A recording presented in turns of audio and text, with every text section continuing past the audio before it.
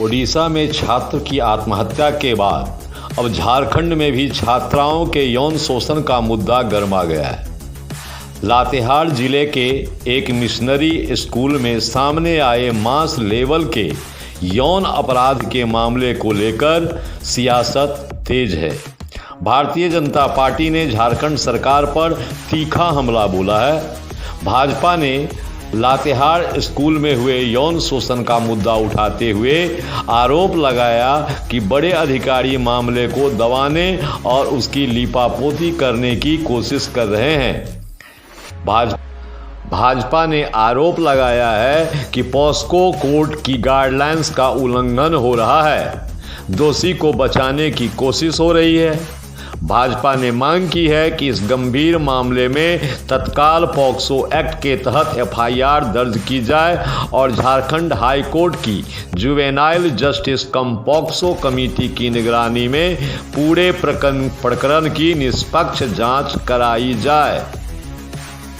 आज रविवार को प्रदेश भाजपा कार्यालय में प्रेस वार्ता के दौरान प्रदेश प्रवक्ता अजय शाह ने कहा कि राज्य के वरिष्ठ पदाधिकारी, विशेष रूप से शिक्षा सचिव और जिला प्रशासन पूरे प्रकरण को दबाने और लीपापोती करने का प्रयास कर रहे हैं।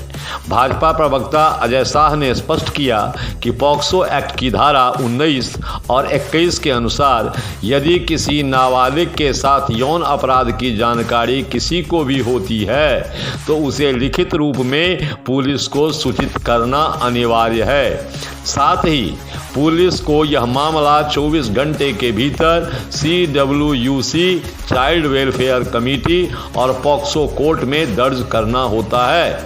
उन्होंने सुप्रीम कोर्ट के शंकर किशन राव खाड़े बनाम महाराष्ट्र राज्य मामले का हवाला देते हुए कहा कि यदि यौन हिंसा की जानकारी होने के बावजूद लिखित सूचना नहीं दी जाती है तो संबंधित व्यक्ति पर पॉक्सो एक्ट की धारा 21 के तहत आपराधिक मामला बनता है।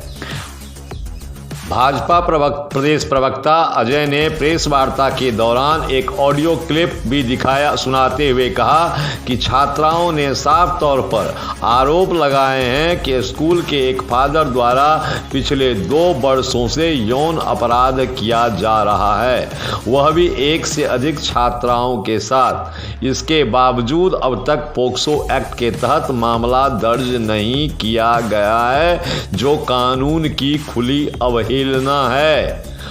उन्होंने तीखा सवाल उठाते हुए कहा, क्या अब झारखंड में पॉक्सो कोर्ट का काम भी अधिकारी करेंगे? पॉक्सो एक्ट की किस धारा के तहत शिक्षा सचिव या अन्य अफसर जांच और निर्णय का अधिकार रखते हैं? क्यों 1 सप्ताह बीत जाने के बाद भी पॉक्सो कोर्ट में मामला दर्ज नहीं हुआ? प्रदेश प्रवक्ता ने मांग किया कि इस गंभीर यौन हिंसा के मामले में तत्काल पॉक्सो एक्ट के तहत एफआईआर दर्ज की जाए। इसके अलावा झारखंड हाई कोर्ट के जुवेनाइल जस्टिस कम पॉक्सो कमेटी की निगरानी में पूरे प्रकरण की जांच हो। उन्होंने कहा कि जो भी पदाधिकारी मामले को दबाने में संलिप्त पाए जाएं, उनके खिलाफ पॉक्सो एक्ट की धारा 21 और अन्य आपराधिक धाराओं के तहत सख्त कार्रवाई की जाए। बने रहिए हमारे साथ, लाइक करिए, कमेंट करिए, फॉलो करिए और सब्सक्राइब करिए। तब तक के लिए सब्बा खैर, जय हरि, ओम नमः शिवाय।